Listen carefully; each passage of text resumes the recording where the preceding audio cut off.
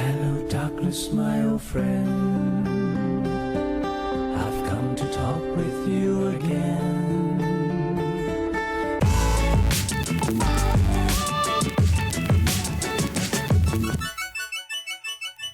What's up, guys? Tuki here, back again. This is my Quebec City Nordiques franchise mode here on NHL 17, and I want to move on beyond the series, beyond the season, beyond the last series, as soon as possible. And I mean, I guess I should be thankful in a way that we made the third round, especially after the Seth Jones injury. But my God, just so disappointing, so disappointing. Anyway, we are moving forward. Screw it, that never happened. This offseason, we absolutely have to move Marc-Edouard Vlasic. Of course, we've had him for 2 seasons now after signing him in free agency. But Michael Dalcall, Matthew Tkachuk, and Jesse Puljujärvi are all RFAs. Coming up, we also need to re-sign Mats Olsson, Rasmus Andersson, Hedberg, Kurdiles. We have moves we have to make. The good news is, hopefully, is that the scouts said it was to be a weaker draft than normal, which, I mean, I don't know. You can view that one of 2 ways. It may be easier to move into the top spot, the top 3, the top 5, the top 10, which, worst comes to worst, we go top 10. But on the downside, it could be that those top-end prospects really suck compared to what we would normally hope for. But here we have the draft lottery results. The New York Rangers, Carolina Hurricanes, and Nashville Predators are the 3 main targets we will look to work with. We failed our own goal of making the cup because I know that. You don't need to rub it in. I know that. Looking at retired players, as expected, we don't lose anybody. We have what might be the youngest team in the league, and I will actually sort this by games. I'm not going to name off everybody, but Henrik Sedin, Bouwmeester, Eric Stahl, Zetterberg, among other pretty big names. Dustin Byfuglien is gone. Alex Semin retires. Not the biggest name either, but let's be honest here. So quite a few notable guys retire, and it is, of course, glitched out for some reason when someone's a free agent, I guess, or in the AHL. I mean, obviously Ryan Carter, David Jones, they've played games, so that's all right. You know what? Then fuck it, fuck free agency, then, or fuck the retired players. If it's glitched out and it's not showing certain guys who clearly have NHL experience, good job on that one, EA. Hey, it took me 4 years to notice, so maybe I'm the idiot. But anyway, let's see if we can make a deal with the New York Rangers for that number 1 overall pick, and cap space very well might be an issue. Let's get Vlasic's dropped a little bit. He was near Carlson. He had more trade value than Tkachuk, but because he's a year older and his morale's down, his overall is down as a result, that could be a problem, as could getting this deal done with the Rangers. But looking at it, I mean, that might be the lowest value I've ever seen for a number 1 overall pick. Like, clearly, we can get the number 1 overall pick and no problem. Let's just hope that we can get this cap situation figured out. Are there any players with an expiring contract for cheap? Kreider, no. Matt Calvert, we aren't. Okay, Henrik Lundqvist, is he still there? I probably should have checked if he retired. Lundqvist is still there. Please have an expiring deal. Please. Please. Shit. We can't make a deal with the Rangers. They don't have the proper players, and I'm not retaining salary. So let's move on to the Carolina. God damn, everybody's over the cap. Well, Calgary isn't, but pretend you didn't see Calgary. Everybody's over the cap. All right. So we know we're going to need people that have expiring deals here. Grabner, please have 1 year. Yeah. Yes. 1 year left, I should have said. Grabner, is that going to be enough for Grabner? No, but I think I just saw that Dwight King also has an expiring deal and decent term, which means we can just let go of these guys immediately, and indeed he does. That is perfect. So we're going to be able to get these 2 guys, and then let's go for the number 2. The 2nd overall pick. Let's go for the number 2. I could have phrased that so much better. All right, so their first round pick, second overall, King and Grabner, and we should still be able to add to this with a second and a third. I mean, I do have to get rid of draft picks. Would that be asking for too much, is the question. It would be. Would, say I tack on a fifth, and this is, of course, why I don't often do trades live, because I really try to cheese it in any way that I can. All right, if I ask for that second, is that too much? It is. Okay. Can I get thirds? Now, they don't have a third this year, but how about your... Actually, is their second round? No, okay, their second round pick is the same. Actually, you know what? Say I put on a second round pick, I have to get rid of some draft picks. Anyway, if I tack on a fifth, is that probably not good enough? No. Okay, well, I'm just going to grind this out for a second. So how are you guys? How are you doing? Are you enjoying what I have on my channel lately? I hope you are. At least, I mean, if you're here, I imagine you are. But, yeah, I don't know. I mean, you know, I'm doing this, obviously. Put up on Twitter that I'm working on fixing EA's terrible rosters so that I can get a second series going, which will be a Bruins series. I mentioned that in the comment section of an older video, actually, because somebody asked. I do plan on doing a Bruins series as well to go along with this, and then once this finishes, of course, we will, you know, I want to have two series going at once, because this is very obviously my my bread and butter here. This is what gets the most views on my channel, aside from tutorials, which, you know, I could still probably do, but I don't at the moment. The EA SHL gameplay, not my most viewed stuff. I might be switching that up or dropping, I don't know.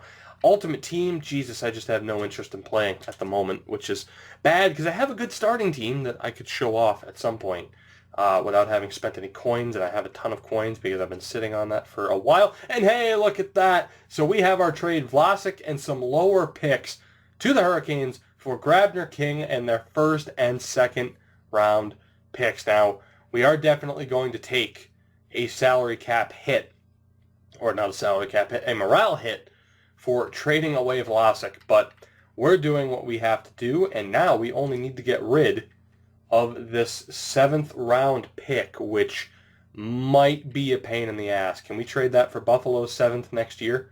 Will you guys just do a straight 7th for 7th? They will. Perfect. So we are good. We have 12 picks. We have 2 firsts, 3 seconds, 3 thirds, and then 4 5th-round picks, and those will be our 12 this year, unless I decide to take the hit. But let's see here. We will sim the Rangers pick. They take Artukin, an elite center sniper. Let's see who we have available. So in the top 5, 3 forwards and a defenseman. The defenseman is Francois Brouillard from the Gatineau Olympiques, 6'2", 212. I don't know if we need a defenseman, though. We are pretty stacked. We have Isaac Lutzer from Dusseldorf there. Yeah, medium bottom 6. Oof, Pollock is high top 9. Kirk Pollock. What a name. Oh my god, we could give him the captaincy and call him Captain Kirk. I'm sure that hasn't been done. And then we have Serge Marchand, also from the Q. Oh boy. Lutzer. I hate that I can't hit the buttons. Lutzer. I think I'm leaning between him and Kirk Pollock. Oh, man. But then again, people from outside the CHL tend to do pretty well when they're this high of a draft pick. So I'm tempted to take him just because he's Austrian. I believe that's Austria. I hope I'm not wrong there. Pollock or Lutz. Damn it. I'm going to go with my gut, guys. I'm going to go with my gut, and I'm going to pick Isaac Lutzer, and we will hope that he is like other guys we had in the Vancouver series, and he just turns out to be amazing, and he is medium elite potential. I actually want to sim forward here. Let's see. Brouillard is elite. Okay, so we couldn't have gone wrong there. Marchand's elite, and wow, Detroit didn't take him. They didn't take Kirk. Kirk Pollock goes, okay, he was elite as well. So I don't think we could have really gone wrong. Actually, let me look here really quick. Wow, I just forgot who took him. But the Rangers took Artukin. Good value, but he's a 60 overall at 18 years old. Okay. All right, Nashville, they took Brouillard. And let's see him, 69 overall at 19. Okay, not too bad. I'll wait to see our guy last. So Marchand went to Ottawa. Pollock went to Colorado. No, I did not want to auto draft. So Ottawa and Colorado. So we'll actually take a look here at Colorado first. How good is Kirk? How good is Kirk? There he is. Kirk Pollock. 71 at 18 years old. Wow, his value's kind of low. All right, we might have dodged a bullet, and then it was Ottawa. And I want to hurry through this because I'm taking way too much time on the draft. Actually, the draft just might be the episode. Actually, I'm calling that right now. This episode will just be the draft, just so you know. And then we have Serge Marchand, 77 at 19 years old, only a 72 for a face-off rating. So a moment of truth, how good is Lutzer? How good is... Oh, my God, we won. We won. Fuck Vlasic, we won. Are you kidding? Vlasic's value was equal to Lutzer, and we picked up a second-round pick. 82 at 20 years old. Isaac Lutzer. And he will be in the lineup next year. His face-offs aren't that great for a center, but we can move him to right wing if we wanted to. Might even switch him to a two-way. I'm not sure. Holy shit.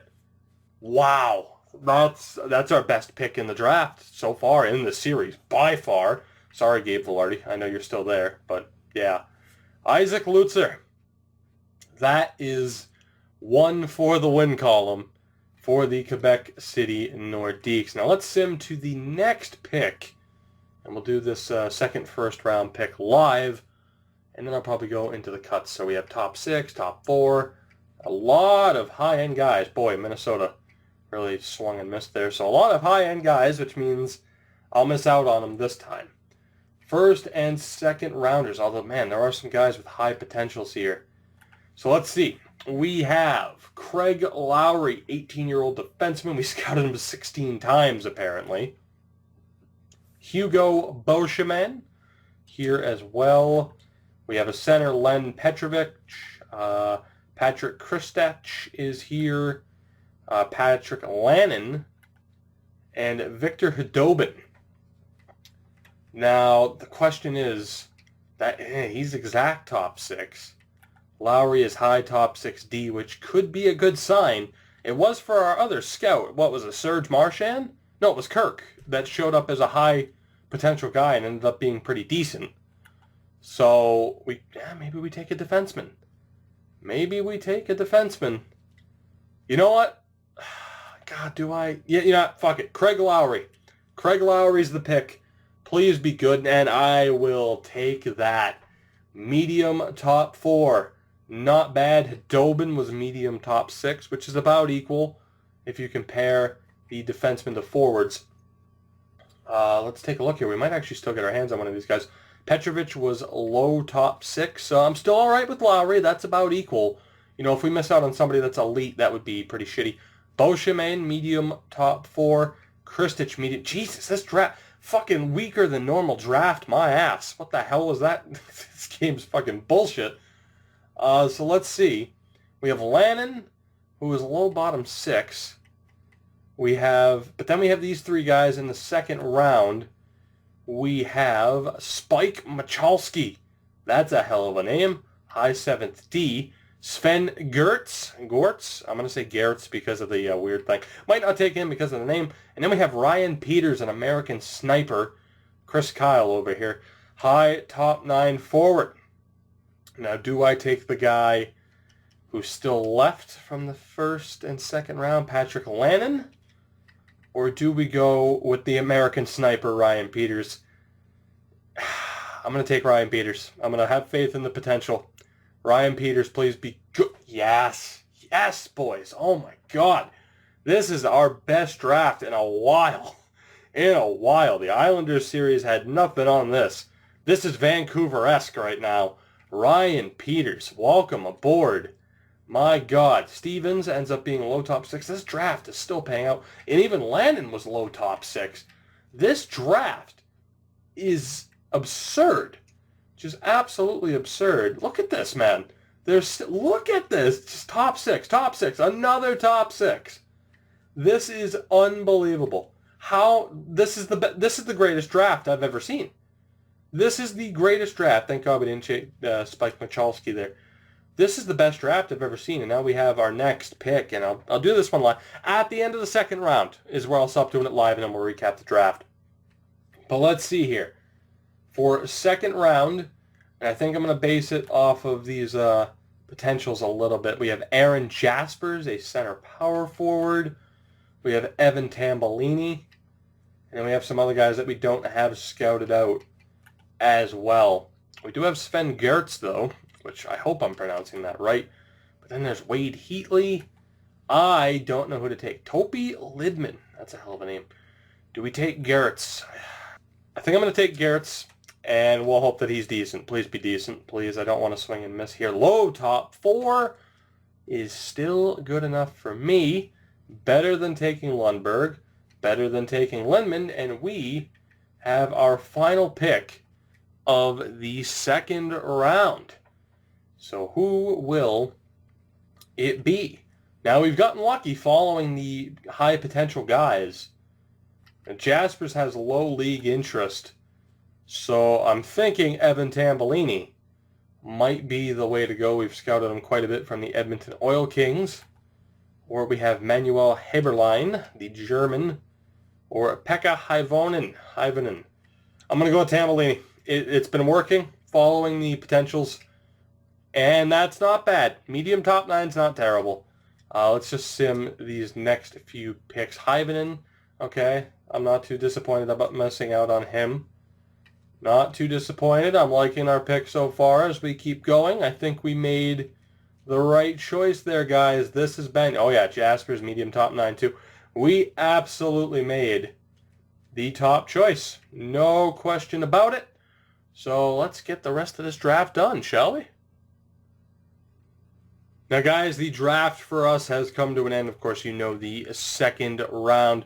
Moving into the third round, though, we take DeLuca, low top 6. We take Zach Matthews, medium top 9. Donovan, medium top 9. I believe that is it for the third round. Indeed it is. We did not have a pick in the fourth round, but in the fifth round, we take Backer, a bit of a swing and a miss. We take Zacharias, medium 7th D, which isn't terrible. And then we take Persaud, medium bottom 6. And our final pick of this draft was Garnett, a defenseman, medium 7th D potential. Not a bad bit of business for us in this draft. Still arguably the best draft I have ever seen. Those are the 12 picks from this team. And again, that will pretty much do it for this episode. I do really quick just want to advance to the re-sign phase and check out their overalls. Just why not? We will see how good these guys really are. And in the next episode, we'll go through the rest of the offseason and get this team set up. We have a ton of cap space. We absolutely have to use it.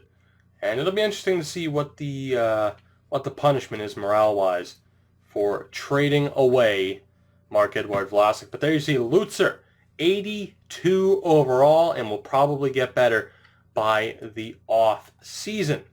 Who else do we have here that was taken in 2020? Craig Lowry ended up being a 70 overall at 18 years old by default, which is pretty damn good.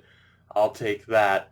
Let's see. Up next, we have Ryan Peters, 69 overall at 19, and then Evan Tambellini, 69 overall at 20. Third round pick, J.C. Donovan is a 66. Again, these are great overalls. You know, nobody low 60s or even 50s at this point. Same with Zach Matthews. He's a 66. Nolan Persaud is a 65. Preston DeLuca, a 64. Robert Backer, 63. Damian Garnett, 63. Spencer Zacharias is a 63. And Sven Gertz, though, ends up being a 60. So that's a bit disappointing. But at least he is 18 years old. And that does it for the players that we drafted. But as you can see, as far as unsigned players go, we do have a nice little group of players with solid potential, and we will see how many of them make the AHL roster next year, or in the case of our number 2 overall pick, we'll see how many of them make the NHL roster. But guys, that is it for this episode. I hope you did enjoy. Of course, like I said, in the next one, we'll go through the rest of the offseason, and I hope to see you there. Thank you all for watching. All the normal YouTube stuff, like, subscribe. If you, again, you would have done it if you were, thank you for watching. I'll see you next time.